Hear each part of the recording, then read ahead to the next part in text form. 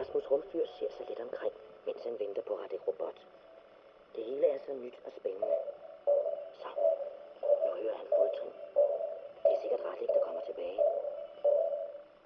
Ja, så er månekongen klar til at tale med dig. Her har du en månesten, men den er ikke helt almindelig. Forstår du, når du holder den i hånden, kan du forstå alt, hvad månefolket siger, ligesom de også kan forstå dig. Følg nu bare med mig, og du skal ikke være nervøs, for månekongen er den rareste mand på månen. Og så går Radek og Rasmus hen for at tale med kongen. De kommer ind i et meget stort og fornemt rum, og allerbagest i rummet sidder månekongen på sin trone, som er rent guld. Han er sørme ikke ret stor, hvisker Rasmus til Radek. Han har slet ingen tøj på, og han er helt gul. Han har heller ikke noget hår, og ørerne og næsen ligner nærmest trompeter, og så sidder der 2 antenner i panden. Sådan ser alle månefolk ud, hvisker Radek. For en jordbo som dig ligner de sikkert alle sammen hinanden. Rasmus bukker for kongen. Goddag, herr månekonge, siger han. Nå, så du er Rasmus Rumfyr.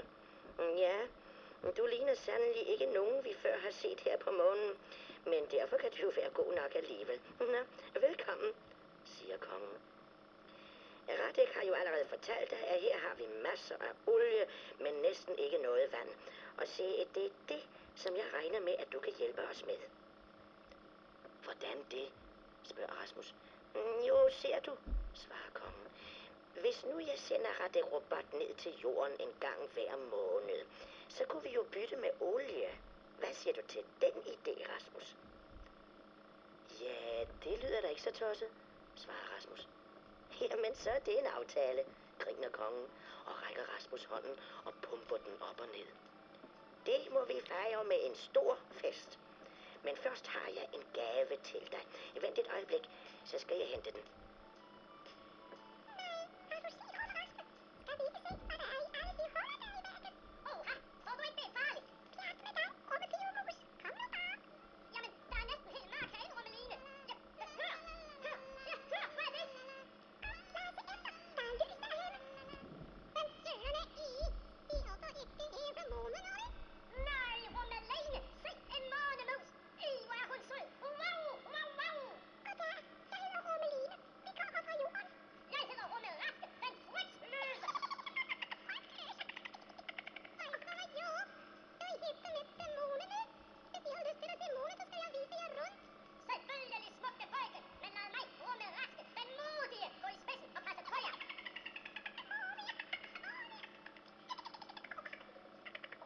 Se, her har du min gave, siger kongen, da han kommer tilbage. Nej, det er jo en papegøje, udbryder Rasmus.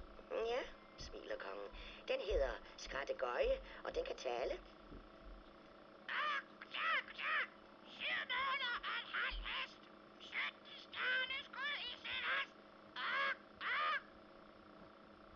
Lad du bare papegøjen flyve rundt, siger kongen. Den kommer altid tilbage til dig igen. Jamen, hvordan ved den, at den nu er min, spørger Rasmus. Jo, svarer kongen. Det er en meget klog papegøje. Næsten lige så klog som jeg. Men hør nu her, nu skal vi til fest. Jeg har inviteret hele månefolket. Og så kalder kongen på sine tjenere, og sammen går de ind i den kæmpe store festsal, hvor der er dækket op med alle mulige retter af ost. Da de kommer ind i salen, som er fuld af tusindvis af månefolk, bliver der helt stille, indtil kongen har sat sig. Du skal sidde her ved siden af mig, siger kongen, og på min anden side sidder min kone, dronningen. Velkommen til månen, siger dronningen med en meget hæs stemme. Ja, du må undskylde, at jeg ikke siger så meget, Rasmus Rumfyr, men jeg har desværre ondt i halsen. Da alle har sat sat sig ned, slår kongen på sit glas og rejser sig for at holde tale på jordsprog. Det har han nemlig lært, fordi Rasmus Rumfyr skulle komme på besøg. Jeg er meget stor glad, fordi jeg taler her i dag. Normalt er det min dejlige kone, månedronning, som holder tale, men desværre er hun lidt syg i sin langhals, den der hals. Så derfor har hun majestætigt sagt til mig at holde talen. Min mand, jeg mener naturligvis, jeg selv og dronningen er meget stor ære, fordi den der Rasmus Cykelstyr, vrøvl Rumfyr, ja naturligvis, Rasmus Rumfyr er kommet her i dag. Min kone, dronningen og jeg håber, det må blive en meget hyggelig dag, og vi håber også min honning, drone og mig, at Rasmus, den fyr der, vil nyde sit ophold her. Ja. Mig og min dronning, konen, har lige kommet hjem fra ferie, så måske vi er et smule trætte, fordi vi hele dagen har reddet på vores dejlige hovedblodsfeste. Blodhusnæste. Fuldblodsheste, ja. Men vi håber alligevel at få en meget god fest. Og så til sidst, inden min kone, dronningen og mig er talet færdige, vi vil gerne sige god spøgelse. Jeg mener god fornøjelse. Mens folk klapper begejstret, kommer der nogle månepiger og månedrenge ind i salen. De stiller sig i en rund kreds og tager hinandens hænder. Nu skal du bare se, hvordan man danser månedans, siger kongen til Rasmus. Og så spiller det store måneorkester op, og de begynder at danse.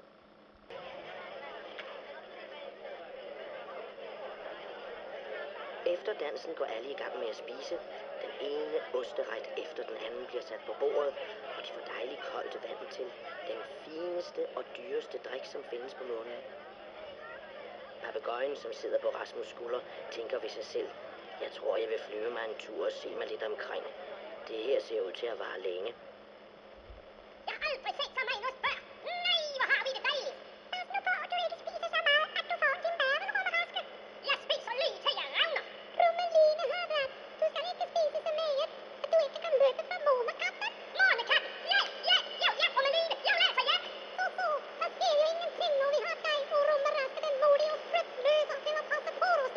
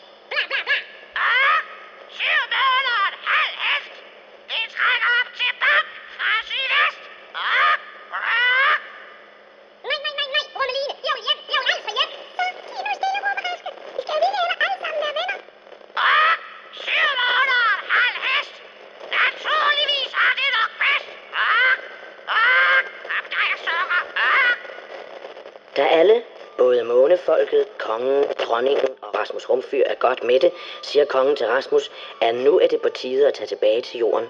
Og så sender han bud efter Radek Robot, så han kan flyve Rasmus hjem. Mange tak for mad, herr konge, siger Rasmus. Det var så lidt, svarer kongen. Husk nu vores aftale om at bytte olie og vand, og så håber jeg, at du kan komme og besøge os en anden gang. Da Radek Robot kommer, siger de farvel til hinanden, og hele månefolket følger med Rasmus og Radek ud til rumskibet for at se, når de flyver.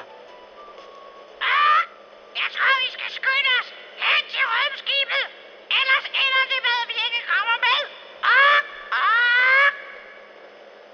Farvel, Mette Månemus. Jeg håber, vi kan besøge dig en anden gang. Ja, farvel, smukke frøken. Skulle du nogensinde få brug for hjælp, så bare kald på Rummeraske, den frygtløse. Farvel. I må endelig komme og besøge mig igen. Der kom så en muselus. Jeg finder mig så i.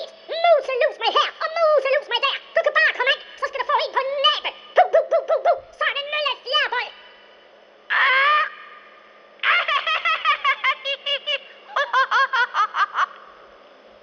Skynd dig, Rummeraske.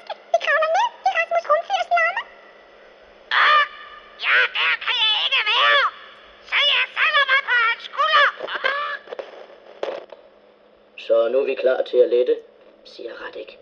10, 9, 8, 7, 6, 5, 4, 3, 2, 1, fyr! Mens de letter, vinker hele månefolket op til dem og råber, kom snart igen, kom snart igen. Ved du hvad, siger Rasmus. Hvad tror du min far og mor siger, når jeg har været væk så længe? Svarer Radek. Det skal du som slet ikke tænke på. Forstår du, mens du har været på månen i mange timer, er der kun gået nogle få minutter nede på jorden. Kan jeg så nå hjem, inden de kommer og vækker mig klokken 8? Spørger Rasmus. Ja, det kan du sagtens, svarer Radek, og så sætter han fart på rumskibet. Hvor har jeg ondt i maven, Rummeline. Ja, men det er du selv ude om. Du blev advaret. Jeg vil altså aldrig mere spise ost, Rummeline. Aldrig. Se, råber Radek. Der er dit hus, Rasmus. Og så lander han rumskibet på græsplænen foran huset. Ja, kære Rasmus rumfører, nu vil jeg, Radek Robot, sige farvel. Men vi ses om en måned. Skynd dig nu op i seng, så ingen opdager, at du har været væk. Og så skynder Rasmus sig op i seng. Men han går først hen til vinduet og vinker til Radek Robot, der er på vej hjem til månen. Netop som han er kommet under dynen, går døren op. Tillykke, tillykke, Rasmus, råber far, mor og Rikke i munden på hinanden, og så giver de ham en stor pakke, som Rasmus skynder sig at pakke op. En rumdragt, udbryder han. Ja, siger far, nu kan du rigtig lege rummand, hva'? Ja, det kan jeg, smiler Rasmus, mens han tænker, I skulle lige vide. Ja, hvad er det for en papegøje, spørger mor forundret. Ja, det er en gave fra mig selv til mig selv, griner Rasmus. Og den kan tale. Hør selv. Goddag. Sød mølers halv hest. Sød der stjerneskud i filas.